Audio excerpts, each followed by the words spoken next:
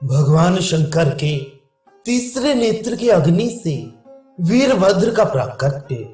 श्री महादेव जी बोली। इसके बाद ब्रह्मा जी के पुत्र मुनि श्रेष्ठ नारद जी ने कैलाश पर आकर देवाधिदेव त्रिलोचन शिव जी से अश्रुपूरित नेत्रों से कहा, देव देव आपको नमस्कार है।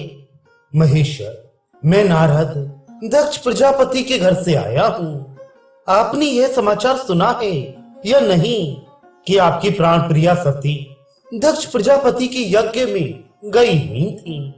वहां आपकी निंदा सुनकर उन्होंने क्रोधित होकर अपना देह त्याग दिया। दक्ष सती ऐसा बार बार आक्षेप करके पुनः यज्ञ करने में लग गए और देवगण आहुति ग्रहण करने लगे। नारद के मुख से ये महान कष्टकारी बात सुनकर तीन नेत्रों वाले देवादिदेव शिव ने शोकाकुल होकर बहुत तरह से विलाप किया। हा सती, मुझे शोक सागर में छोड़कर तुम कहां चली गई हो? अब मैं तुम्हारे बिना कैसे जीवित रहूंगा? पिता के घर जाने के लिए मैंने तुम्हें अनेक तरह से रोका था। शिवे, क्या उसी से रुष्ट होकर तुम मेरा परित्याग करके चली गई? महामुनि, इस प्रकार बहुत तरह से विलाप कर लाल लाल नेत्रों तथा मुख वाले त्रिलोचन महादेव अत्यंत कुपित हो उठे। भगवान रुद्र को कोपाविष्ट देखकर सभी प्राणी भयभीत हो गए। सारा जगत अत्यधिक विक्षुब्ध हो उठा और पृथ्वी डोलने लगी।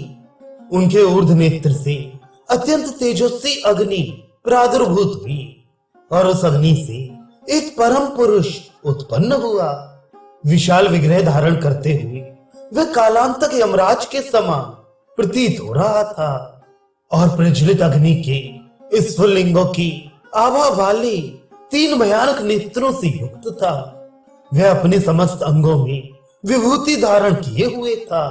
अपने ललाट पर उसने अर्ध चंद्रमा को मुकुट की भांति धारण कर रखा था और मध्याह्न कालीन करोड़ों सूर्यों की आभा तथा जटाजूट से उसका मस्तक सुशोभित हो रहा था।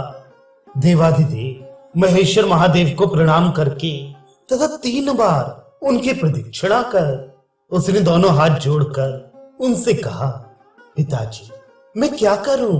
यदि आप मुझे आज्ञा प्रदान करें तो अभी आधे क्षण में इस चराचर ब्रह्मांड को नष्ट कर डालूं।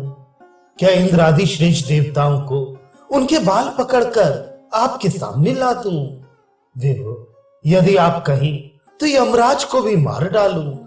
महेशान, यही मेरी प्रतिज्ञा है। मैं आपसे यह सच सच कह रहा हूं।